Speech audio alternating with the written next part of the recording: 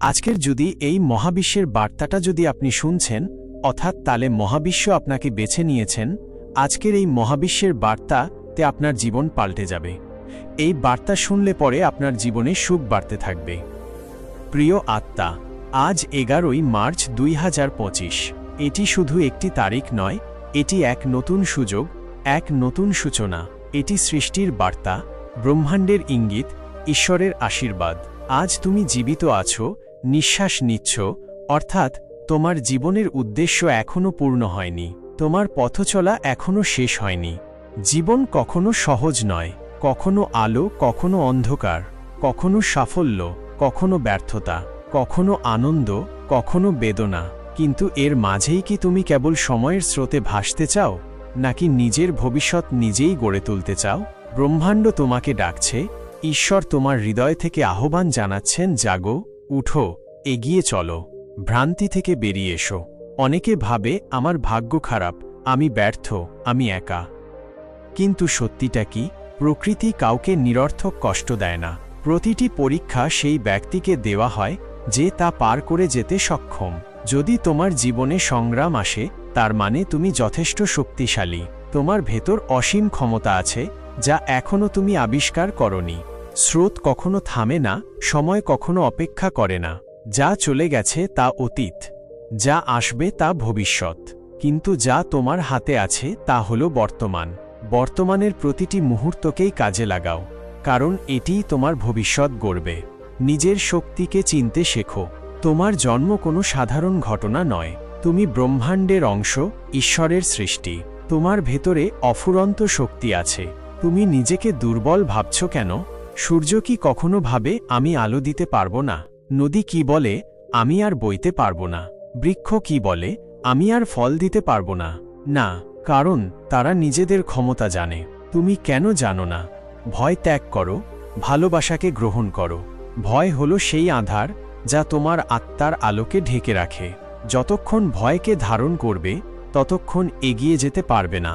মনে রেখো, ভয় কেবল একটি মানসিক অবস্থা, একটি বিভ্রম। একে দূর করো এবং নিজের শক্তিকে উপলব্ধি করো।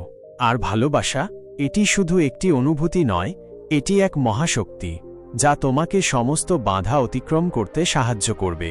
নিজের প্রতি ভালোবাসা রাখো, অন্যের প্রতি ভালোবাসা রাখো, তোমার কাজের প্রতি ভালোবাসা রাখো। যখন ভালোবাসা তোমার হৃদয়ে প্রবাহিত হবে, তখন সব সমস্যাই ছোট মনে হবে। কর্মই জীবনের সত্য। কেউ স্রেফ বসে থেকে সফল হয় না। ফল পেতে হলে কর্ম করতে হয়। তাই প্রত্যেকটি মুহূর্ত কাজে লাগাও, সৎ ও নিষ্ঠার সাথে কাজ করো। ফলাফলের চিন্তা ছেড়ে দাও।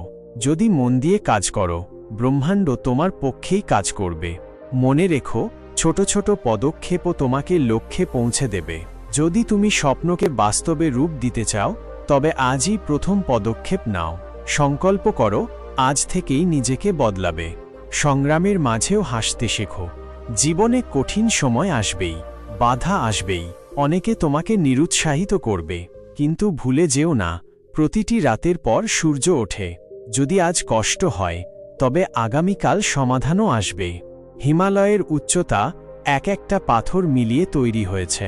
সমুদ্রের গভীরতা এক একটা ফোঁটা জল মিলিয়ে তৈরি হয়েছে। তেমনি তোমার সাফল্যও এক একটা ছোট প্রচেষ্টার ফল। তাই থেমে থেকো না, ক্লান্ত হয় না, এগিয়ে যাও। ধ্যান ও আত্মচিন্তায় মন দাও। এই ব্যস্ত জীবনে সবচেয়ে গুরুত্বপূর্ণ হল আত্মচিন্তা। মাঝে মাঝে থামো, নিজের সঙ্গে কথা বলো, নিজের আত্মাকে বোঝার চেষ্টা করো। মনে রেখো, তুমি শুধু একটি শরীর নও, তুমি এক চিরন্তন আত্মা। ধ্যান করলে তোমার মনের অশান্তি দূর হবে, তোমার দৃষ্টি স্পষ্ট হবে, তোমার পথ চলা সহজ হবে।